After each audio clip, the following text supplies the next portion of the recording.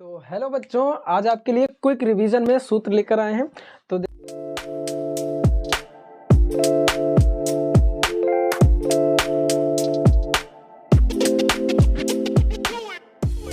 जो है ये है रेखिक समीकरण वाला है।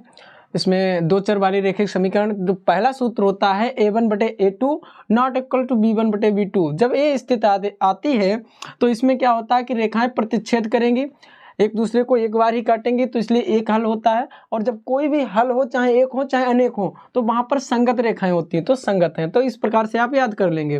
देखिए दूसरा a1/a2 बराबर b1/b2 वट नॉट बराबर c1/c2। जब ऐसे आ जाए तो रेखाएं समांतर होती हैं, और जब समांतर होती हैं तो कभी भी एक दूसरे को नहीं काटेंगी, तो कोई काटेंगी नहीं तो कोई हल नहीं होगा।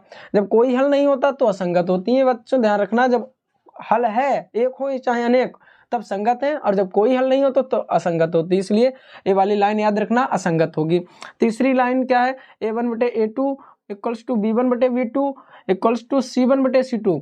जब a1/a2 b1/b2 c1/c2 सभी इक्वल में होती तो रेखाएं संपाती होती हैं, एक दूसरे के ऊपर जाएंगी, तो अनेक हल होते हैं। इसमें अनेक हल हैं, तो अनेक हल होने पर भी संगत हैं। तो अभी जैसा बताया कि एक हल हो चाहे अनेक हल हो तो संगत होते हैं, जिसमें कोई हल नहीं वो असंगत होते हैं। तो इस प्रकार से याद रखेंगे। और देखिए ऐसे क्वेश्चन आते हैं जैसे कि धारा या ट्रेन से रिलेटेड, एक ही दिशा में अगर ट्रेन जा रही है, एक ही दिशा में तैराक है और नाव भी चल रही है, तो उसके लिए अनुकूल दिशा में दोनों चालें प्लस कर देते हैं, और प्रतिकूल या विपरीत दिशा में चालों को माइनस कर देते हैं, तो बीच में जो चाल बचती है वही हो जाती है। तो ये हो गए, आगे की देखेंगे। रुको क्या करते, तो देखिए बच्चों, अब सूत्र है द्विघात समीकरण से। तो द्विघात समीकरण में क्या होता है, द्विघात समीकरण का व्यापक रूप होता है ax² + bx + c = 0। इसको कहते हैं व्यापक रूप। अब देखिए यहाँ पर द्विघात समीकरण जब मूल दिए जाएं और द्विघात समीकरण बनाना हो तो क्या कैसे बनाएंगे, तो बराबर में होता है x² माइनस दोनों मूलों का योग यानी अल्फा प्लस बीटा, और ब्रैकेट बंद करके बाहर x लिख देना, प्लस अल्फा इंटू बीटा मूलों का गुणनफल। तो ऐसे बोलते हैं x² माइनस मूलों का योगफल इंटू x प्लस मूलों का गुणनफल बराबर 0। तो ये हो जाएगा। अब मूलों का योगफल का फार्मूला होता है अल्फा प्लस बीटा बराबर -b/c, और मूलों का गुणनफल का फार्मूला होता है अल्फा इंटू बीटा बराबर c/a। तो ऐसे ही द्विघाती सूत्र या श्रीधराचार्य का सूत्र इसको ही कहते हैं। तो ये होता है x बराबर -b प्लस माइनस, यहाँ पे ध्यान रखना, -b प्लस माइनस रूट में b² - 4ac और बटे में 2a होता है। तो दो मूल जब निकालेंगे, एक बार प्लस में ले सकते हैं, एक बार माइनस में लेंगे, तो इस प्रकार से दोनों मूल निकल आएंगे। क्योंकि जितनी घात का समीकरण होता है उसके मूल उतने ही होते हैं। तो द्विघात समीकरण में दो घातें होती हैं, और दो घातें कैसे पहचानेंगे, दो घात वही होता है जिसमें अधिकतम दो घात हो और सभी घातें, और x पे अगर दो से कम भी घात हैं तो वो पूर्ण नंबर होना चाहिए। ऐसा नहीं है कि अगर रूट में x होगा तो वो द्विघात समीकरण नहीं कहा जाएगा। तो ये ध्यान रखना। विविध कर का सूत्र आगे है, विविध कर। तो विविध कर d बराबर कहते हैं b² - 4ac। तो b² - 4ac जब मूल बराबर हो तो होता है b² बराबर 4ac। ये दोनों आपस में बराबर होंगे तब कहा जाता है मूल बराबर है। जब मूल वास्तविक हो तो b² - 4ac equal or greater than to 0, या तो प्लस में संख्या है या 0 है, तब कहते हैं कि मूल वास्तविक है। जब मूल काल्पनिक हो तो b² - 4ac less than to 0।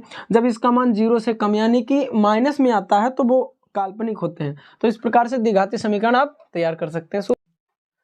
तो देखिए बच्चों, निर्देशांक ज्यामिति से तो पहला जो सूत्र है बिंदु, हमेशा बिंदु x, y करके लिखते हैं। पहला x होता है, दूसरा y होता है।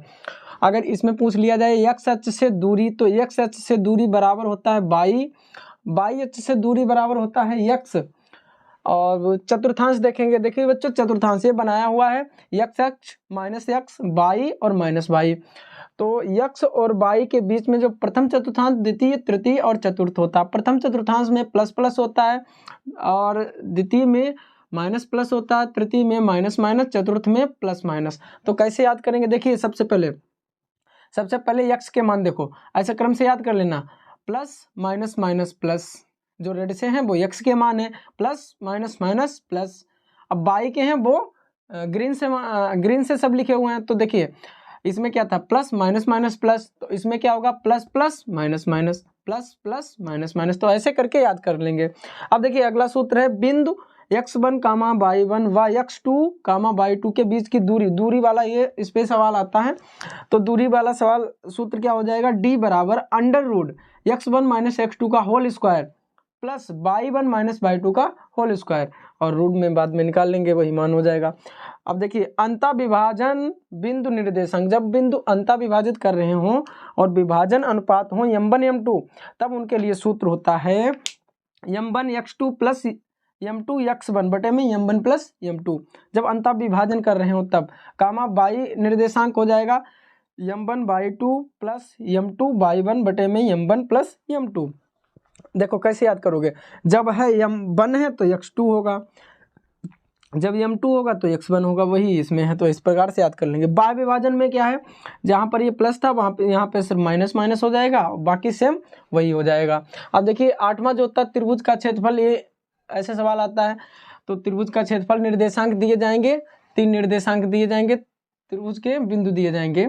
तो उसके लिए क्या होगा, त्रिभुज का क्षेत्रफल बराबर 1/2 ब्रैकेट x1 बड़ा ब्रैकेट और x1 फिर छोटे ब्रैकेट में y2 minus y3 plus x2 y3 minus y1 plus x3 y1 minus y2। तो कैसे याद करेंगे, देखिए एक लिंक बना लिया करो एक दूसरे से रिलेशन करके, रिलेटेड करके, तभी याद हो पाएगा। देखिए यहाँ पे x1 है, जब यहाँ पे 1 है तो y क्या होंगे 2 और 3, तो क्रम से 1 2 माइनस 3, 2 है तो 3 1, 3 है तो 1 2। तो इस प्रकार से याद कर लेंगे।